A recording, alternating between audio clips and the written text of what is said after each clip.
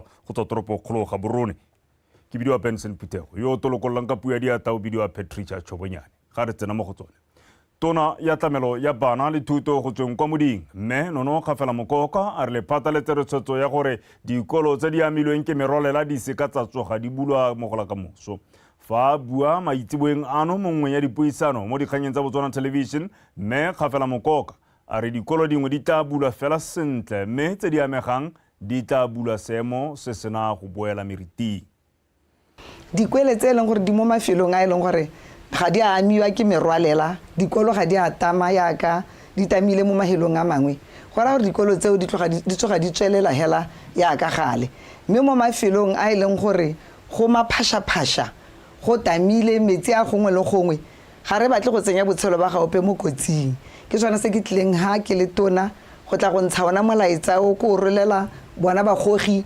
ba dikgaolwana ba ba okametseng dikolo kana tsamaiso ya dikolo le bone ba ruta bana le bagogo le bona batsadi ba ba mo mafelong a go itemogelwang gore a na le ona mathata a gore ka moso ko mahelong ngwana ao a amegileng ga go kitla go nna le yona pulo ya dikolo ka gore mo nakong ya gompieno re tshwaragane re le lephata le bona ba ba okametseng tsamaiso ya dikolo ko dikgaolwaneng le bona dikomiti tse leng gore ba itebagantse le tsona dipetso tsa tlholego gore ba nne ba re kanokele seemo se ba nne ba kana ba dipetso tsa tlholego ga go nna yana ba itse gore ba tshwanetse gore ba direng go raya gore mo nakong e tlabeng go santsene go tsweletse ka merwalela le bone ba ba mo dikolong le bone bao ba ba tsamaisang kana ba okametse ba tla nne ba re ha tekodiso ya gore seemo se ntse sa tokagala kana se bihela pele yang mme hela ga go ka diragala gore seemo se tokagale ka pele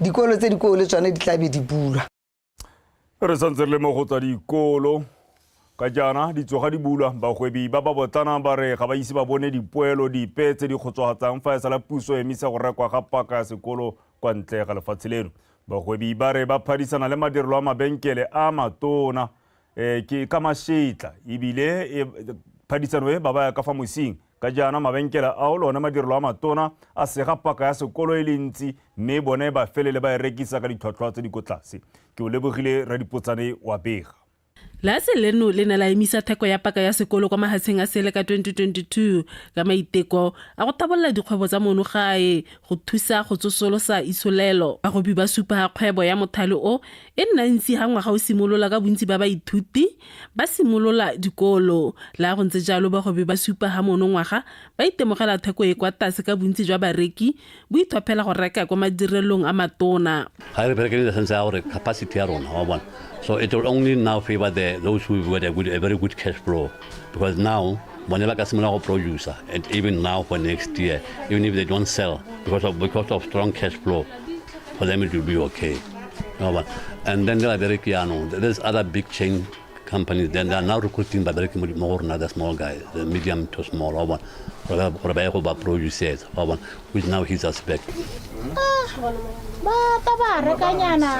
La ba se kalo ya ka mo ngwageng tse di hitileng tota ba reka ka butsana hela ka price rona ba di price rona ngo ithabile go godimo ka jana tota ne re bina ba tsetsa bo phepo ya ya la le rona na re kompita le phepo ne re raka ko South Africa ne go sena mathata ne re itsela gore re balance the price ene kana re ga ngo boro go tshela boro go boja 250 ene customer be go ra re go ba dura la go ntse jalo go na le batsedi bangwe ba ba thalosang a ba ikanya go reka paka kwa madirelong a mabotana di price teng di reasonable ka gore kwano skete sa bone ke 160 na deplete has na deplete hat ke 185 so ke tsa ka re reasonable just tsa bone ke ma 190 tunic ke yone di a harlogana gore gona le logo kana gona le logo me di range mo go 3 something ke ba rekela twice ne emma a ke ba reketsana gona nako ba rekela gape ka bo July ke re ba gola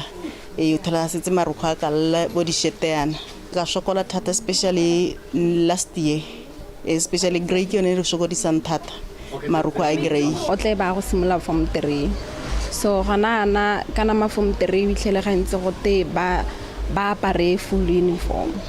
So what I'm trying to do now ke le ka gore bogolo ngwana ba a ba apere uniform e rileng. Uniform e nna eng sokodisa bontsi ba nako because bana ba ba gola ka bonako bo e leng gore mo especially ebile ha re tswa di-Christmas and yalo. So gone gompieko yana tota ne ke sa itse gore go itse gore mme gone ya go helela e molekana-kana ya. So ikile ka ra ke boa ke itlhela e le gore yaanong ga e molekane. Re lentswa madirelo a mabotana itemogela dikgetho ba tlhalosa ba lebogela ke monokeng ya dikolo dingwe mo go rekiweng ga paka ya bone. O lebogela ra dipotsane Botswana Television ga borone. Tse dingwe dikgang tsa re puso e tsere tshwetso ya go letlelela badiri ba lephata la dikgolegelo go nna maloko a makgotla a babereki di-union. Seo se builwe ke tona ya boatlhodi le ka go sešwa ya magolegwa Re Nelson Ramaotwana jaaka na bua le boeteledipele jwa lephata leo kwa Mhalapye Bosheng Lovemo Mario Kapego. Lephata la dikgolegelo le leteletsweng pele ke Re Anthony Mokento le na le badiri ba heta 2300 ba dira jana mo dikgolegelong di le 23 go ralalela ha tshileno. Ha e sale le thamiwa badiri ba lephata le bantsi ba sa letelelwe go nna maloko a makgotla ape a babereki. Puso e ntšha jaanong e tsere tshwetso ya go sekaseka go letelela gore badiri ba lephata le ba ka nna maloko a makgotla a babereki gore dilelo tsa bone di ka reediwa botoka. I am hopeful that this law will be passed by Ke na le tsholofelo ya gore molao wa dikgolegelo o tla fetisiwa mo palamenteng ya ngwaga wa 2025-2026 ka nako ya go dirwa ga melao. Dikgang tsa go phuthologa mo tirong le go nna le boroko jo bo babalesegileng ke tsone ditshwanelo tsa setho tse re buang ka tsone. Freedom of movement. So ditshwanelo go twa go nehela go tsamaya go bua go ja boroko eng, those are human rights. Tona Ramaotwana o na kopana jana le baeteledipele ba dikgolegelo e le lanta mme a baya pele tse puso e di solofetseng mo go bone. Adopting a culture of human Go tsaya boikarabelo ja go baakanya dikago tsa fa le direlang teng ke nngwe ya go diragatsa ditshwanelo tsa setho. Jaaka mookamedi wa dikgolegelo a buile go sa le gale gore go na le kgwetlho ya dikago tse di senyegileng mme kgang ya teng e tla tsibogelwa go baakanya seemo seo. commitment that you will address it. Mogolwane wa lephata la dikgolegelo a re bana le mananeo a go imolola puso morwalo ka jana ba setse ba limile 133 hectares wa dijo go jisa magolegwa go na le go reka kwa nte. Our initiatives in this regard would be to provide or to grow. Mananeo a rona mo nakong e a akaretsa go lema mmidi le mabele go netefatsa gore re ntsha dijo tse di lekaneng magolegwa. Re itlamile gore monongwaga re ya go lema selekanyo sa diekere di le 295 mme mo nakong ya gompieno re setse re lemile selekanyo sa diekere di le 134 mo lefatsheng la temo la dikgolegelo go kgabaganya lefatshe leno ka bophara. 34 hectares across the farming areas. Tona Ramaotwana o na lekola dikago tsa dikgolegelo ko gone bangwe ba magolegwa ba neng ba mo itekodisa gore dingwe tsa ditsamaiso mo dikgolegelong di thabololwe. Loeto la ga Tona Ramaotwana le ta jana lephata la dikgolegelo le le mo tsamaisong kana lenaneo la go hetola ditsamaiso le ditirelo tsa lone go nna lephata la ka go sešwa ya magolegwa. Mme jaanong seo se raya gore borre le bomme ba badiri ba lephata le ba tshwanetse go itsolopanya go netefatsa gore maitamo ao a atega mo ngwageng tse 5. Lovemo Mario, Botswana Television, Mhalapye. Tona ya ofisi ya Gatautona Re Moeti Mohasa a re letsholo la Operation Pabalesego le simolotswe ka malatsi a boitapoloso la tegile hela thata. Tona o tlhalositse mo phuthegong ya bobegadikgang gompieno gore letsholo leo le neng le tshwaraganetswe ke mapodisi le masole le fokoditse borukutli ka selekanyo sa 9.8% go tswe mo dipalong tse di begilweng ngwaga o fetileng ka nako e. Le fa go ntse jalo tona o tshwentswe ke gore dipalo tsa kgokgontsho di ne di ile magoletsa mo nakong eo ya boitapoloso. Tsholofelo Tombale wa pega ne ya dikgwedise di monthole e le 12 ngogola Tautona Advocate Duma Boko a simolodisa semmuso lenaneo la Operation Pabalesego go tlhoma mapodisi a Botswana le ba sesole go ralala lefatshe go netefatsa pabalesego ya setšhaba le tshireletsego ka malatsi a boitapoloso a Christmas fa maeto le meletlo di ne di le kwa godimo. lenaneo le le weditswe kgwedi eno e tlhola gatlhano mme jaanong tona le makalana a mabedi a itshireletso ba nnile le sebaka sa go rolela bobegedikgang dikatlego tsa lenaneo leo. Lenaneo le kgona go fokotsa borukutli mo melatong e le 735 mo malatsing a boitapoloso a ngwaga wa 2023 go ya ko go e 663 ka 2024. Le fa go ntse jalo, tona o tlhalosa gore melato e e amanang le kgokgontsho ya bong e ne e le kwa godimo mo nakong eno. On offenses against the person such as murder, threat to kill, mo melatong e tshwana wa polao ya motho, matshosetse a go bolaya, go betelela le go leka go betelela e ne e le mengwe ya melato e neng e le kwa godimo. Mo melatong e le 298 e neng e begilwe e le 181 kgotsa 61% e ne e amana le dikgang tsa kgokgontsho. Badira melato e ne e le banna ba go le gantsi e le masika, ditsala kgotsa baratani. Crime were men who were either close relatives, intimate partners, jilted lovers or friends of the victims. Modiri wa sesole sa Botswana yo o neng a tlhokagala a le mo tirong kwa Letlhakane o ne a tlotlomadiwa.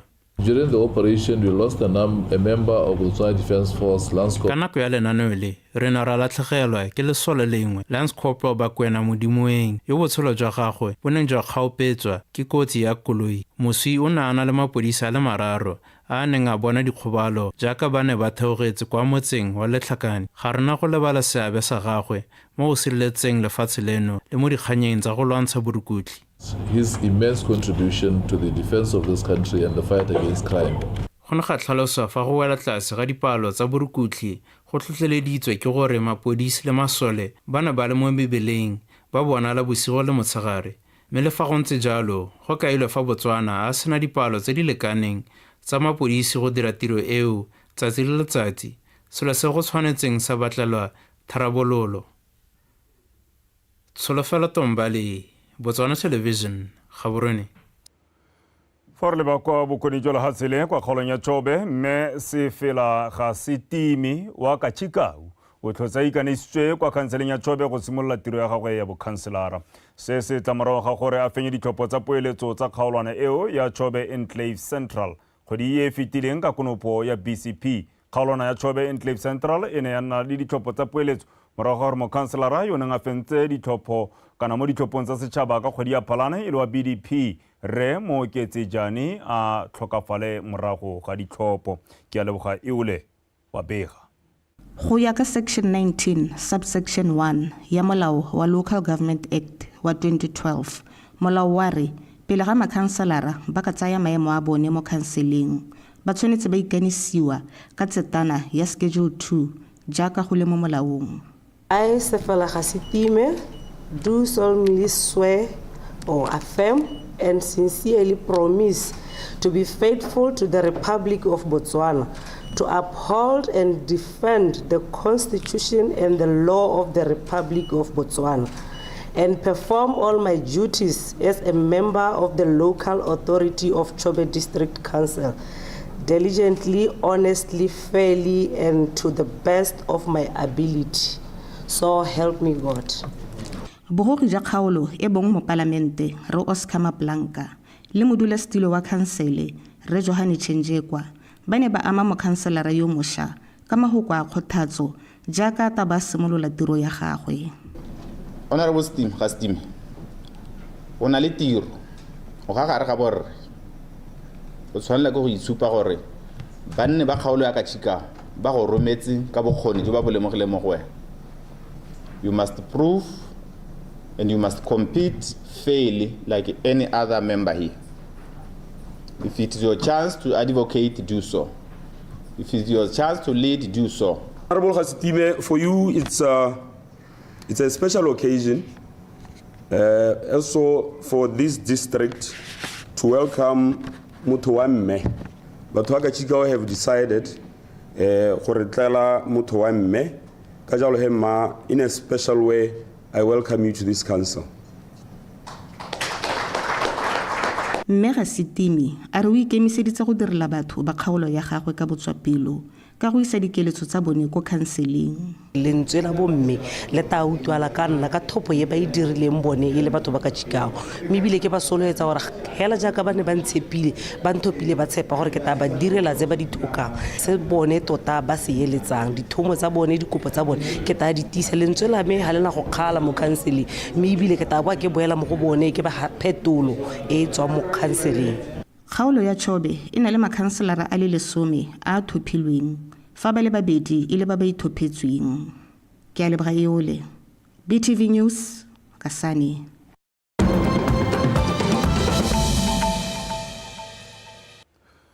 Me le gono tsuban se gona sa ditshontsho dikgang ke tsa Botswana Television primaneng ya tsatsi la Mosupologo ha re le ba tsa mafatshe a sele melelo e tsweletseng ka go peperetla kwa toropong ya Los Angeles kwa America e setse e bolaile batho ba le 22 12 ya tota 24 me ya pateletsa ba le dikete go tshaba le go senya dikago tse di fetang dikete di le 12,000.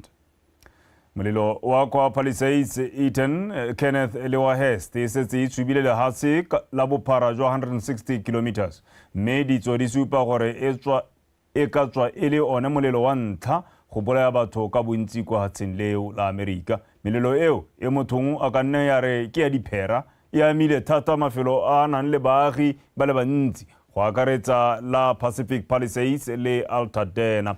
Batho ba ka tshwara 150,000 ba ne ba ntshiwa kwa mafelong ao ka tsatsi la tshipi. Batho ba ka tshwara 70,000 kwa California ba ne ba sena motlakase sephatlo sa bone e le ba kwa Los Angeles. Badiredi ba puso ba tlhalositse fa melelo e bakile tshenyo e tona mo mafaratlhatlheng a motlakase le a kgopo metsi a leswe mo kgaolong eo yotlhe. Wetso ra kwehela kwa go tsa metshameko kgaitsedi yake laetsa o seke o go tshotse.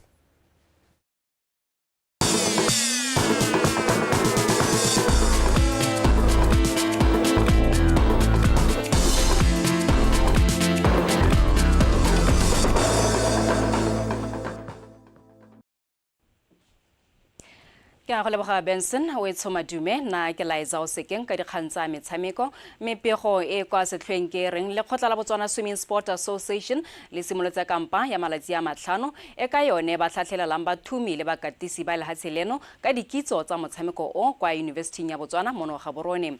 Kampa e akaretsa dithuto puisano ka methale ya go itshidila go ja mo go siameng ga bathumi ga mmogo le ba sedimosa ka diritibatsi tse di sa letlelelweng mo metshameko. A rutlepego e gatisitsweng ke Refilwe Lekore a na le William Sioka.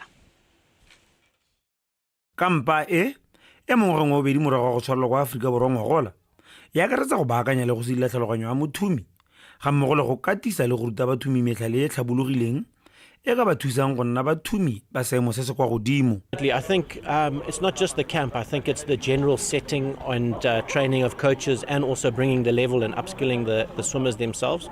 Basically what's happened is you've seen from August last year, you've seen ke akanya gore ga se kampa fela mme ke moalo o tla salwang morago ya pele mo go rutwintseng bakatisi le gone go tokafatsa le go tlhatlosa bokgoni jwa bathumi ka bobone. Se simolotse ngogola ka kgwedi ya Phatwe mme motho o tsa kgona go bona kgolo e ntsi thata. Go na le bathumi ba le 30 mme re leka go lekola le go sekaseka kgolo a bone. Ikatiso ya rona e simolotse ka Sedimonthole ngogola mme o kgona go bona kgolo e ntsi thata. Kampa e ka bo yone ga se go thuma fela jaaka re na le moitseanape wa sedilo maikutlo mo metshamekong go tswa Afrika Borwa.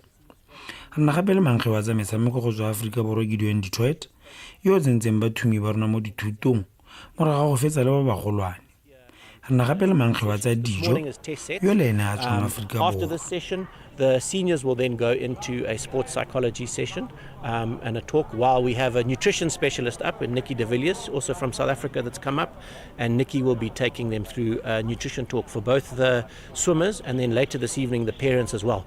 Go tlhomamisa fa dithuto tse dingwe la bathumi le bakatisi ba mono ga e go le gontsi go laeleditswe mankge mo motshamekong wa go thuma Gideon Detroit go tswa Afrika Borwa yo nang le sebaka a ikgolagantse le motshameko o kwa selebegong se se kwa godimo. From my experience currently, it's my first day here. From what the swimmers do. Ke la ntlha ke tla mono mme go ya ka maitemogelo a me mo motshamekong o bathumi ga mmogo le bakatisi ba dira sentle se re lekang go se ba ruta ke metlhale e farologaneng e ka dirisiwang go fitlhelela maduo ka ditsela tse di farologaneng. Ke ba fa maano a botoka a gore ba ka tokafatsa bokgoni jwa bone jang. Gongwe go ka batlwa bathumi ba ba abetsweng go gaisa, mme ra thusa go aga bokgoni jwa bone le go tokafatsa maduo a bone. Help them build into it for that part.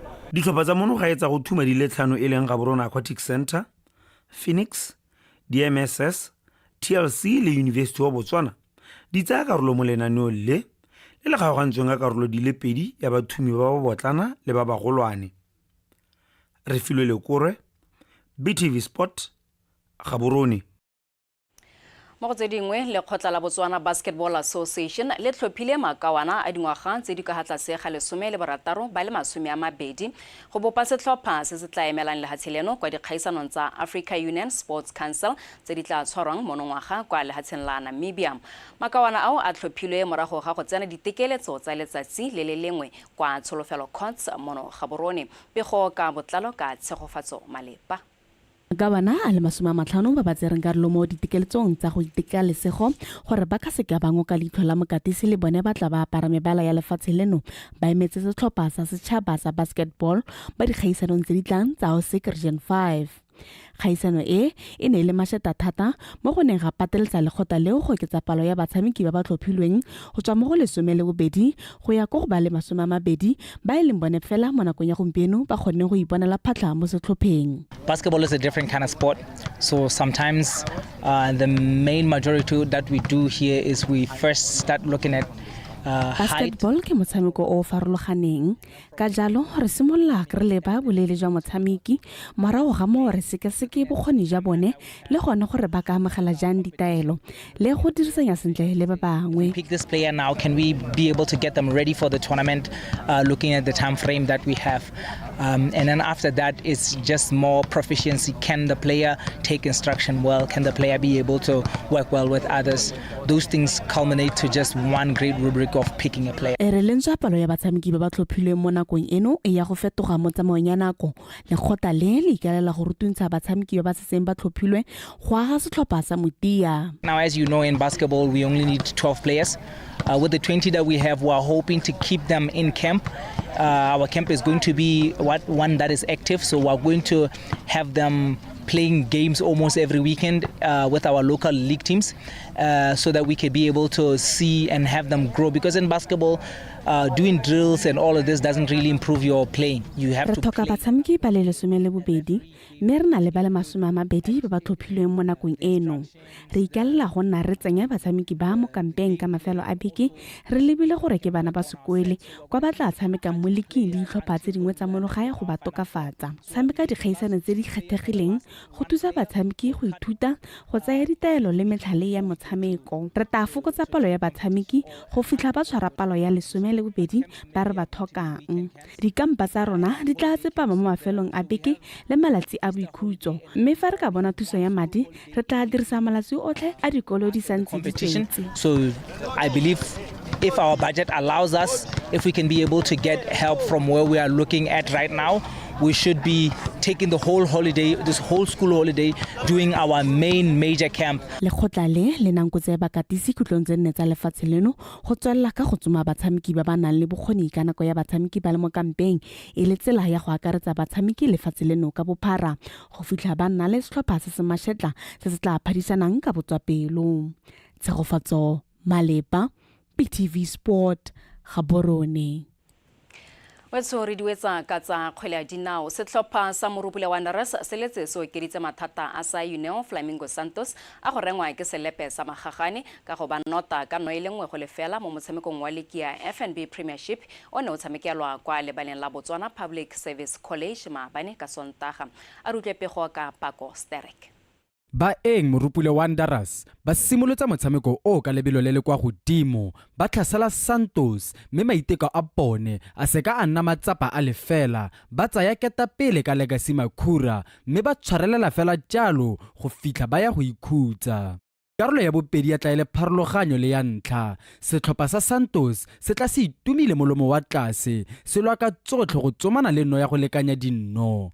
ma-14 jaaka ba tumile mo mererong ya kgwele ya dinao ba dira diphetogo go leka go tsholetsa tshameko ya pone mme maiteko a go bona nno a nna a ite a sefoletse go fitlha mogwang o ya borwa bafana ba magala ba boela kwa phalape ka dintlha tse tharo. Confidence on their side it can be questionable, of course. They came on the back of a heavy defeat.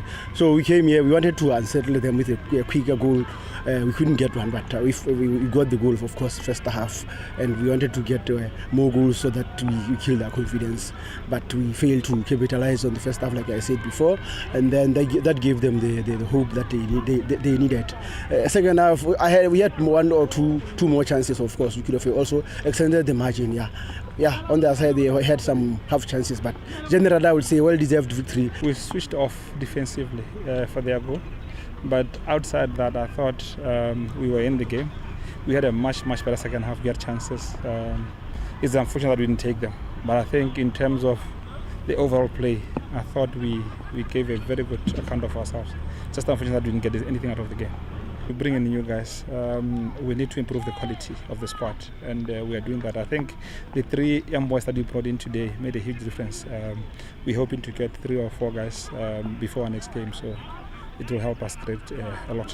Tatlhegelo eo ya bolesome ya setlhopha sa Union Flamingo Santos e ba tlogela ba ntse ba le mo maemong a bofelo a 16 mo lokong ka dintlha di le 4 fa phenyo ya borataro ya setlhopha sa Morupule Wanderers e ba tlhatloseditswe kwa maemong a bosupa ka dintlha di le 19. E ntse le mo metshamekong ya Sontaga setlhopha sa Mochudi Center Chiefs se pegile sa NAKO United thupa ya 1-1 go lefela. Pako Sterek, PTV Sport, Gaborone. Wetsopego eo e ne ga rela dikgang tsa rona tsa metshameko nna lwena a re kopane gape kgantejana ka nako ya boherabongwe ga jaanong ke di go neela ke dirano tse e le ka teme ya sekgowa mme kgaitsedi ke Benson Phuthego o eme sentle gore nna le ene re go gakolola gape dintlhakgolo tsa rona. Dikolo tse di amilweng ke merolela gore lala lefatshe le di tla seke di bulwe ka moso jaaka fa tse dingwe di tla bo di bula. Puso e tsere tshwetso ya go letlelela badiri ba lephata la dikgolegelo go nna maloko a makgotla a babereki di-union. Ha ba Botswana Swimming Sport Association ba simolola kampa ya go tlhatlhelela bathumi le bakatisi kwa University ya Botswana. Wetso di wela ka tselentseng ya lorako hela go batepolo api go utlwa ka maemo a bosa mme mongwe le mongwe wa bona gore kwa borwa le go botsheka jwa lehatshile go maphatsha a sutla yo sa tshabe mmitwa le serope sa khokong e tona boleketla bololo.